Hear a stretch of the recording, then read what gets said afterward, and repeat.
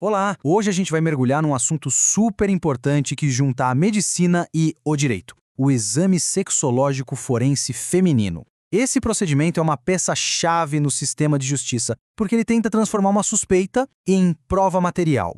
Pois é, essa pergunta é o que norteia tudo. É uma busca por objetividade em situações que são, por natureza, muito complexas e delicadas. Vamos ver juntos como a ciência tenta responder essa questão. Para a gente entender bem como tudo funciona, nosso caminho vai ser esse aqui.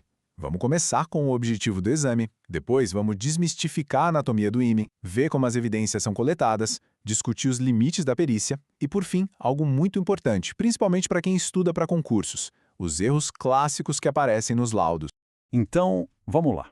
O foco principal desse exame é um só: encontrar provas objetivas, materiais, que tenham a ver com um suposto crime sexual. É fundamental entender que a função do perito não é julgar, mas sim descrever os fatos técnicos que ele encontra. E isso se divide basicamente em duas frentes de trabalho. A primeira é documentar lesões físicas, tanto na região genital quanto fora dela, sabe? Arranhões, manchas roxas, qualquer coisa que possa indicar violência. A segunda, que é igualmente importante, é recuperar vestígios que não se veem a olho nu, como o DNA, que podem ser cruciais para identificar o autor do crime. Bom, agora a gente chega num ponto que, olha, é onde tem mais confusão. É aqui que mitos e crenças culturais muitas vezes se misturam com a ciência. E é por isso que a precisão científica aqui é mais do que necessária, é fundamental. Do ponto de vista da anatomia, o ímen é uma estrutura mucosa, mas o ponto-chave é que não existe um ímen padrão, um ímen típico. A forma dele varia demais de uma pessoa para outra. É quase como se fosse uma impressão digital. E essa diversidade é impressionante, gente. Ele pode ser anular, em forma de anel, semilunar, parecendo uma meia-lua, septado, cribiforme. E tem também o chamado ímen complacente, que é tão elástico que pode permitir uma penetração sem se romper. Entender essa variedade toda é o primeiro passo para não tirar conclusões erradas. E aqui, pessoal, está um ponto-chave, talvez um dos erros mais significativos na análise forense: confundir um entalhe, que é só uma característica anatômica natural, com uma ruptura, que é uma lesão causada por um trauma. A diferença pode parecer sutil, mas do ponto de vista técnico, ela é muito clara. Então, como é que o perito sabe a diferença? Bom, esse quadro aqui resume tudo. O entalhe é tipo um recorte natural, que não vai até a base onde o ímen se prende. Já a ruptura é um rasgo mesmo, que vai da borda livre até a base. As bordas de uma ruptura recente podem ser juntadas, encaixadas, o que não acontece com o entalhe. E por último, a cor. A ruptura parece uma lesão, fica avermelhada no início, enquanto o entalhe tem a mesma cor do resto da membrana.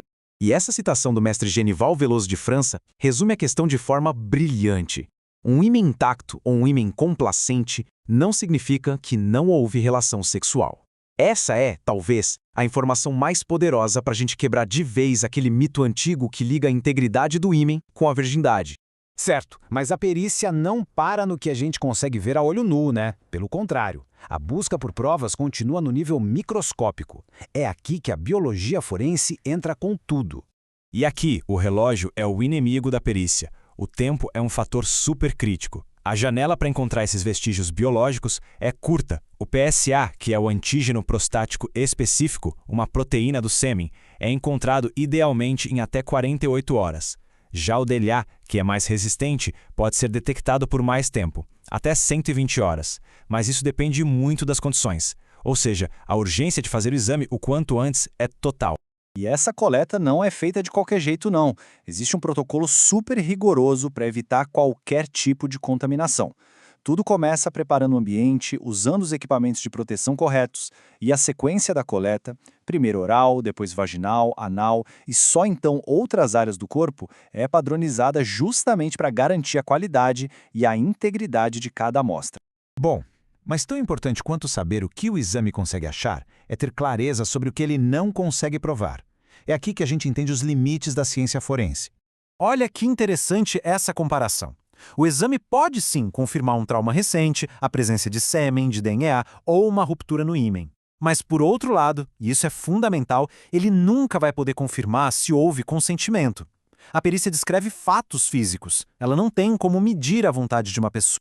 E com isso a gente chega na regra de ouro da sexologia forense. A ausência de prova não é prova da ausência do fato.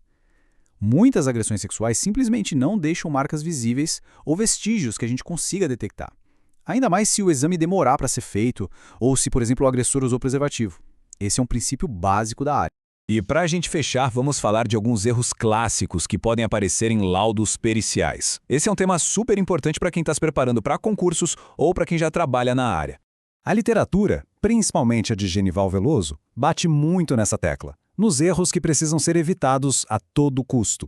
Pensem só: exames feitos às pressas, interpretações baseadas em achismo e não em critérios técnicos, o erro clássico de confundir entalhe com ruptura e talvez o mais grave, o perito invadir a área do juiz. O laudo não pode afirmar ocorreu estupro.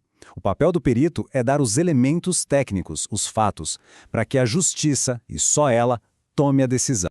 E a gente termina com essa reflexão que, no fundo, resume o grande desafio da sexologia forense. Ela nos lembra que, por mais que a ciência busque a certeza material, a justiça precisa navegar em um universo onde nem tudo que acontece deixa uma marca física.